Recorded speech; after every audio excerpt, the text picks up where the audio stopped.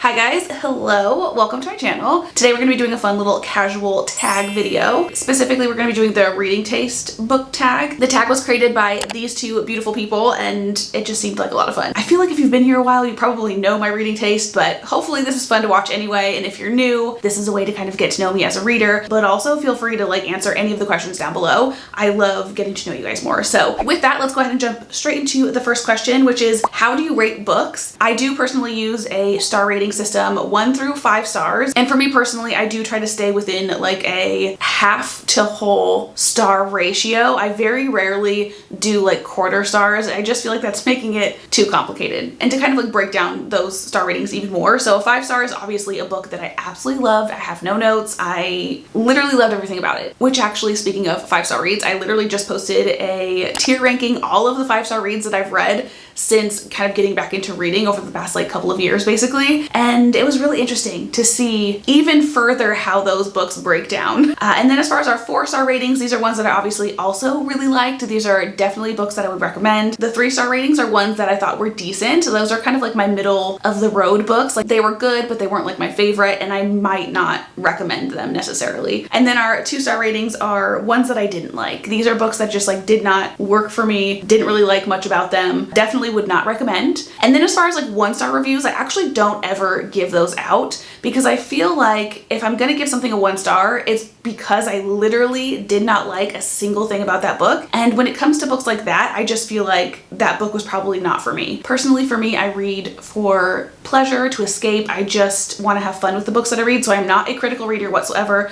I am not looking into a book for the ability of the writer, the plot points, plot holes. Unless they're very, very obvious, I hardly ever notice things like that. If there was a ton of writing issues or something and someone gave a book of 1 star, I could understand that. But as far as just my enjoyment of the book, if it was a 1 star, if I really didn't like anything about it, I just don't rate it. And most likely, honestly, in those cases, I've DNF'd the book. And again, I don't really want to give a star rating to a book that I've DNF'd because it literally wasn't for me. So there's that. Very long-winded answer to our first question. Next question is, how do you approach reviewing books? I actually just kind of covered this. I am not an analytical rater at all. There is the occasional thing that will bother me, for example, when the author has the characters say the other characters' names a ton of times, that kind of thing really bothers me. Or when an author is repetitive with the same word, just kind of repetitive things, I guess, are what kind of bother me. And also overly clumsy characters. Or when the female characters are super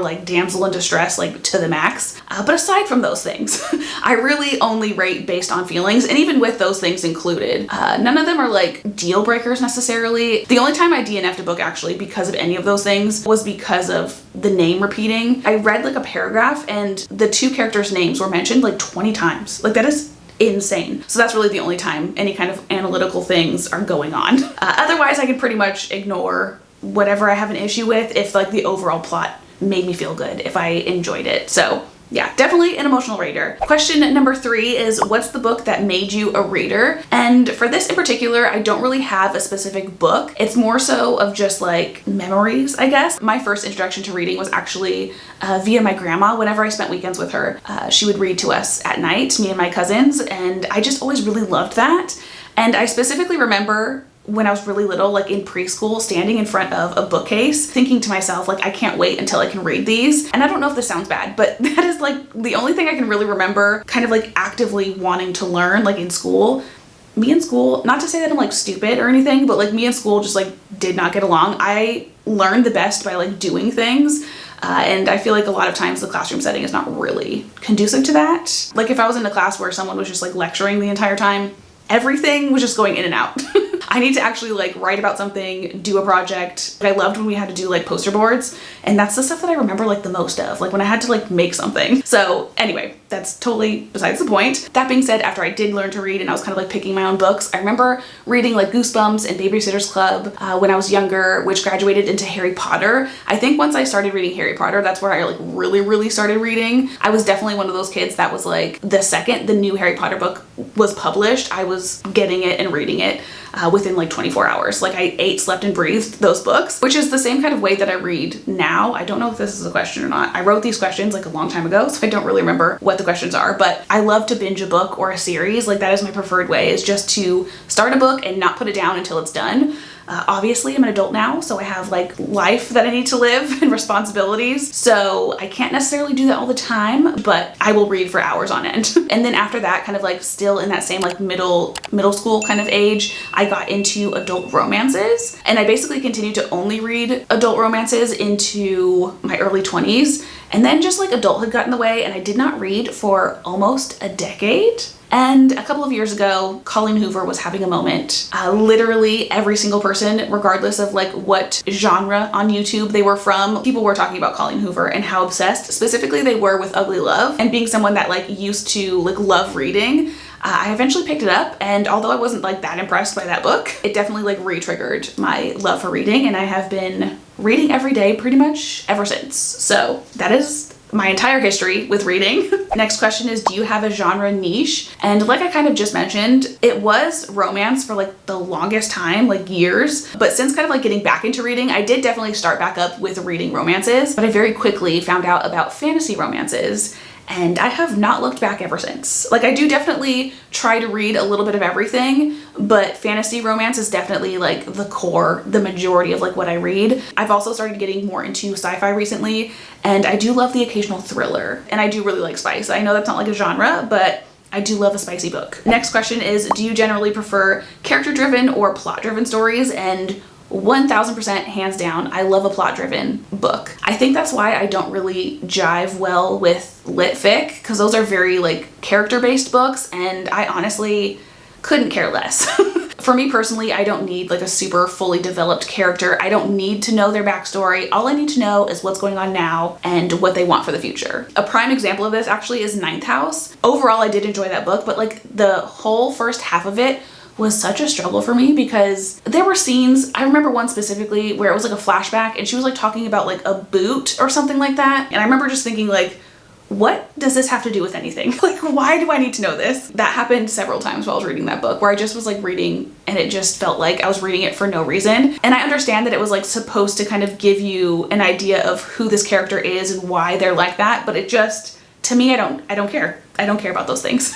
Overall, I just need to know like the basics of a character, and I need to like them, but like I want the politics, I want the action, I want the competitions, I want the love, like that's what I care about. Next question is, what's a book you love so much that you don't care if others don't like it? The only two that come to mind are Long Live Evil and the Never King series. Specifically Long Live Evil, I love that book. Talked about that book in my tier ranking 5-star video, and that was like one of the most highest rated books from that video. And I said this in that video and I'm gonna say it again, but I feel like I am this book's #1 fan. I am obsessed with it. And actually, funny enough, the reason I'm so obsessed with this book is because of the characters, which totally contradicts what I just said. Again, I do need to like the characters. I just don't care about their backgrounds, I think is my main thing. And then the other one, the Never King series, I think this one I'm mentioning more so because I feel like it's more, not controversial, but it is smutty. It's basically an erotica series about Peter Pan and some lost boys and Wendy's great granddaughter.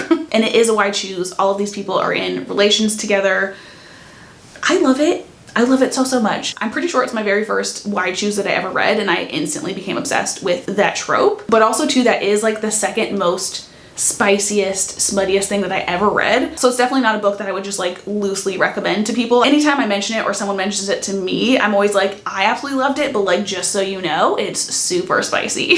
So I feel like I have to give kind of like a little bit of a disclaimer for it, but I absolutely loved it. I don't care if no one else does. I will die on the hill of those two books. The next question is, what's a book you love so much that if someone doesn't like it, you know that your reading tastes don't align? And this is a super interesting question that I definitely had to think on for a while. And I honestly didn't really come up with much, because for me personally, if I read a book and someone else doesn't like it, that doesn't bother me. For me, this question is kind of like the opposite, where if someone else really loves a book and I don't, I'm kind of like, I don't know if I trust your opinion so much. So I'm gonna kind of like flip this question a little bit. It's literally the same kind of concept, but just backwards. If I saw a video of someone recommending a book that is described as a fever dream, I will not touch that book with a 10-foot pole, and I will probably not take that person's recommendations very seriously because we clearly have a very different tastes. Fever dream books slash like literary fiction are the only books that I really have just not liked. I still read the occasional lit fic because they always have the coolest covers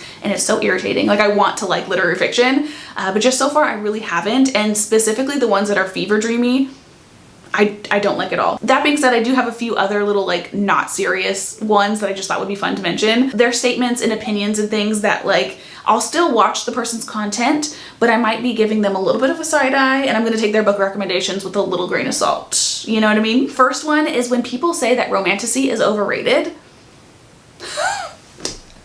We can be friends, but like, you need to leave my favorite genre alone. I don't care how much the tropes have been done. I'm going to eat them all up every single time. I absolutely love them, which is actually kind of funny because one of the people that created this tag used that as one of their answers for this question. Like, they said that romantasy was overrated. Another thing is if someone only reads closed door romances. If you don't like spicy books, that is your prerogative. I have no opinions, no judgments at all. But for me personally, when a creator mentions that they only read closed door romances, so basically romances with no spice whatsoever, if I like the person as a person, I'll still watch their videos, obviously. But I'm gonna look elsewhere for romance book recommendations because I don't need a book to have spice, but I definitely think it makes romances a little bit better. And then the last two examples that I have are actual specific like authors slash books. The first one being Powerless by Lauren Roberts. If that's your favorite book, especially if you talk about the tension in that book, where was it? And then the other author that I have is Emily Henry. I've read a couple of her books. I thought they were decent, but my main thing with her is I just don't get it. And again, it's going to be kind of one of those like, I'm not going to necessarily trust your opinion as much if she's like one of your most favorite romance authors, because clearly we have different preferences when it comes to romance. That being said, actually, Lynn Painter. If you don't like Lynn Painter, literally every single book that I've read from her has been a 4 to 5 star rating. I absolutely love everything that I've read from her, and I'm pretty sure I've read all of her books. Next question is, what's in your trash pocket? What are some books, tropes, or themes that you know are bad but you love them anyway? The only thing I could really think of for this one that is something that I really enjoy that might not be for a lot of people would be kind of like alien slash like monster smut. That's something that I've kind of gotten into this year, and I do really, really enjoy it. I talk all the time about Ice Planet Barbarians and the Cowboy Colony series, but also I read a Katie Roberts book earlier this year about a literal dragon. Like, he's not a dragon shifter, he is a half dragon, half human. I'll put up the cover here. He basically looks like an alligator with like abs. So that one specifically I feel like might be kind of weird for other people, but I ended up really liking it. But also too, on that same kind of like note of smut and erotica, that in and of itself, erotica might be something to put in my trash pocket, but more specifically maybe something like a why choose or a multiple partner situation. I eat those up. I think that's my answer for this question. I don't know if I understood it correctly, but that's my answer. Next up we have, do you have any deal breakers in books? And the only things that I could think of were accidental pregnancies. I don't like that. And then a breeding kink. An accidental pregnancy I will read. It's not going to be my favorite, but I will read it. Whereas like a breeding kink, actively going to avoid that. I accidentally read a book with that last year. It was a Vampire Why Choose, which was a setup that should have been a dream book, but then they added that into it. That's just not my thing. Next question is, what's a strong opinion you have about a book released within the last year? When I answered this question, I don't think I noticed the last year part, because the question kind of goes in a little bit further by saying whether it's overrated, underrated, or just like a hot take you need to share. The first thing that popped in my head, overrated wise, was Frida McFadden. I don't get it, you guys.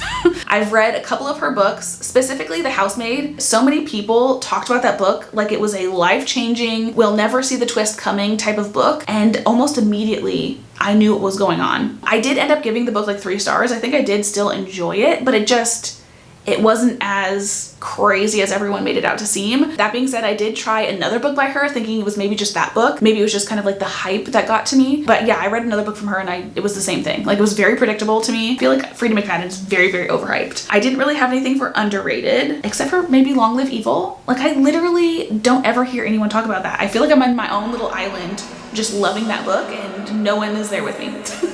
At least with the people that I follow. Maybe I need to like branch out more. And then I put for like need to share the Cowboy Colony series. I mean, I've talked about it so many times at this point. Everyone I feel like needs to read that. It is Literally the cutest thing ever. Next question, what do you look for in writing? What makes a book stand out to you? Is it a style, a theme, voice structure, or something else? And I wrote nothing. Circling back to one of like the very first questions, again, I am not an analytical reader. There's nothing in particular that I'm looking for. If I'm reading a romance, I want to feel the romance.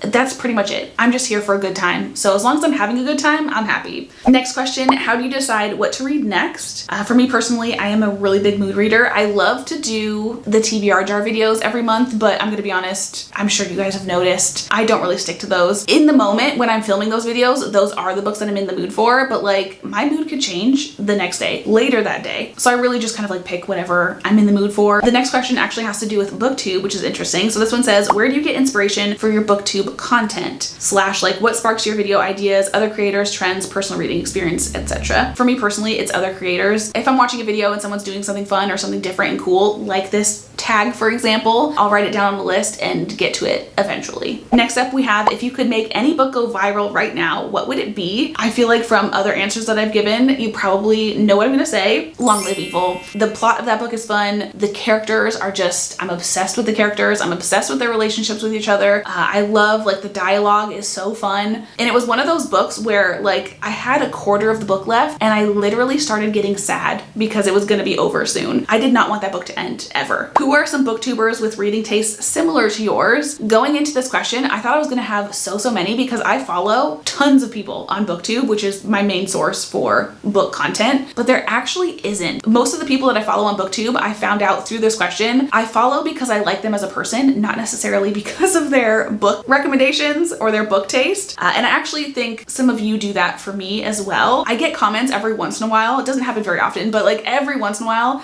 you guys will like talk about a book in a comment and I'm just like, why do you like my channel? Because we have very different tastes. Love that you're here, but like, I don't know what value I'm bringing to you. That being said, after I read this, I kind of understood a little bit more. I think it's more so you just like the person that you're watching. So it doesn't really matter what they're reading. So anyway, that being said, the people that I do follow though, that do have very similar taste to mine. So if you like the books that I read, you might like these people's channels as well. First off, we have Gianna. She reads mostly contemporary romances and thrillers. So we don't actually have a lot of overlap with the books that we read, but pretty much anytime we've read the same book and she says something about it, I'm like, same.